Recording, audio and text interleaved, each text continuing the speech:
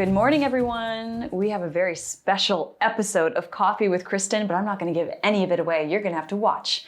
Anyway, let's get started. Today on Mortgage Q&A with AJ, AJ walks us through the potential benefits of getting a second mortgage. Here's a quick look.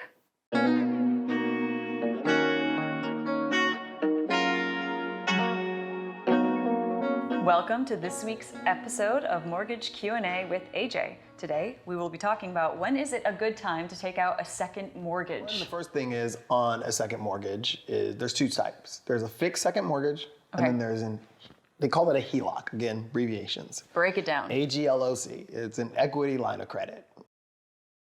This could either be a cash out refinance or a HELOC, which is basically an equity line of credit. In the interview, I specifically asked him to break down what a HELOC was because I definitely had no idea. AJ walks us through a variety of scenarios homeowners find themselves in and then explains why taking out a second mortgage might be a great option for them. For example, if you want to do a home repair or you have some credit card bills you would like to pay off at a lower rate, a second mortgage might be the right answer. This episode is a great learning tool for all homeowners.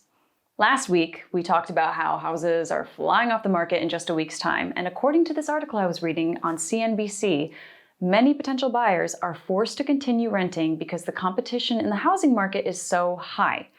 Because of the high demand, the price of single-family rentals has surged 10% in September. As the labor market continues to improve, we will likely see continued growth in the cost of renting. This brings us back to buying a home in today's market. You have to be ready to outbid your competitors with little to no time to really think through this major life decision. There are definitely pros and cons, along with many twists and turns that we are all witnessing in the housing and rental market as a result of the pandemic. I will try to keep everyone up to date as more unfolds. Today on Cunningham Legal, Jim discusses having a family office. Here's a quick look at today's episode.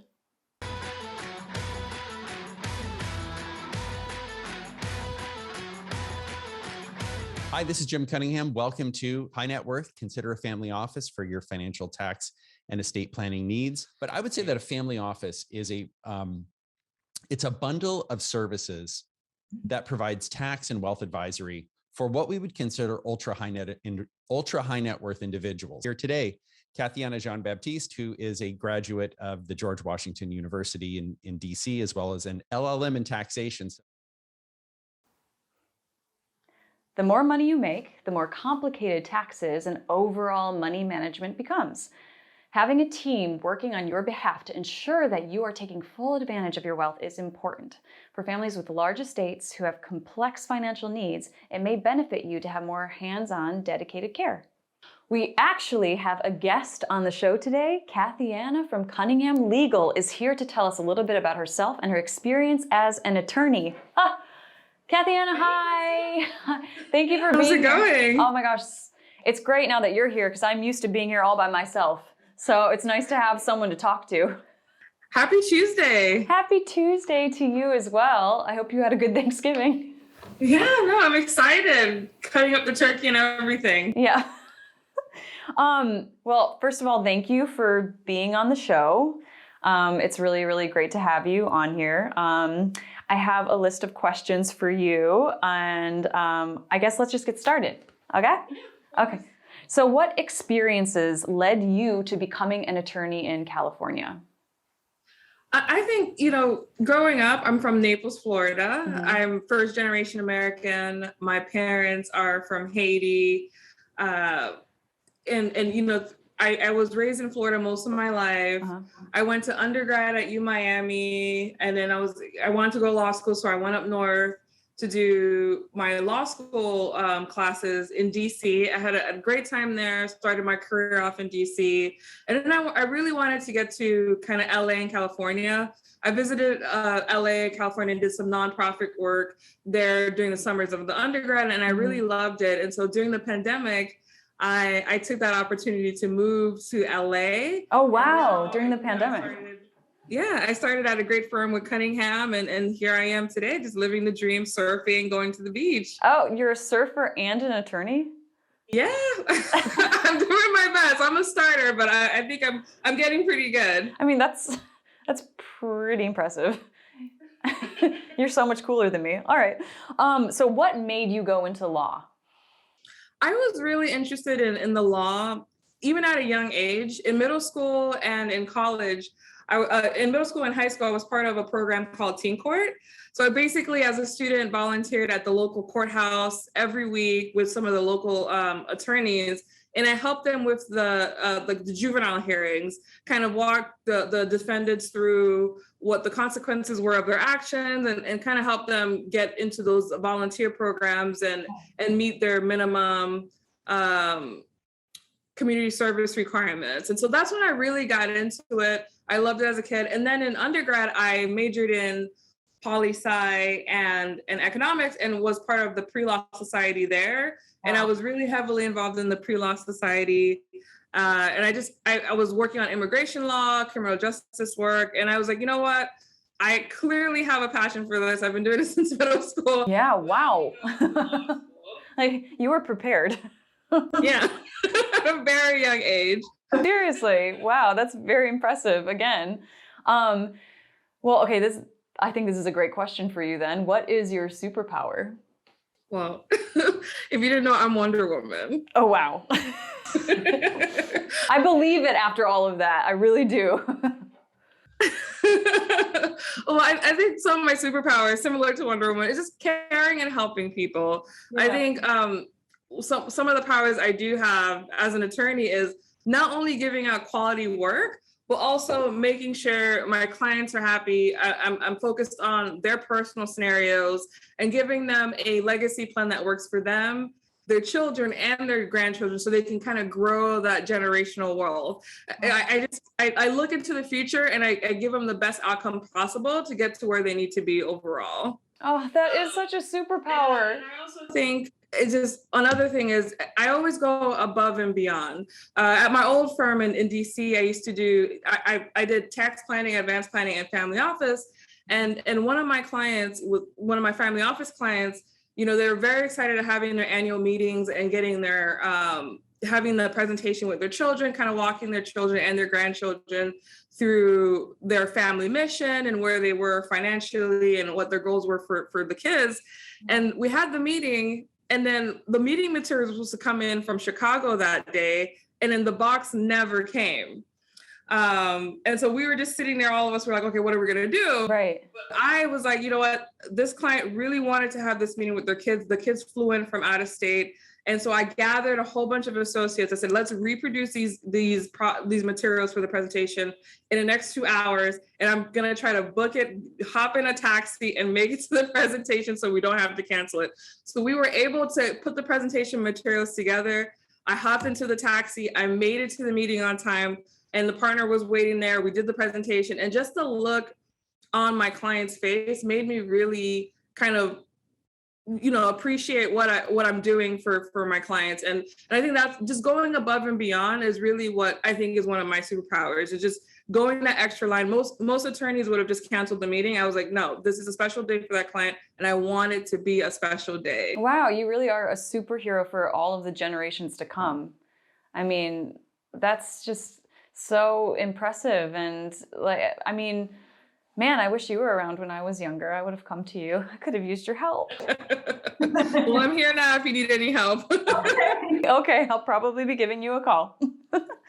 All right, so my next question for you is, what makes you different from all of the other attorneys out there?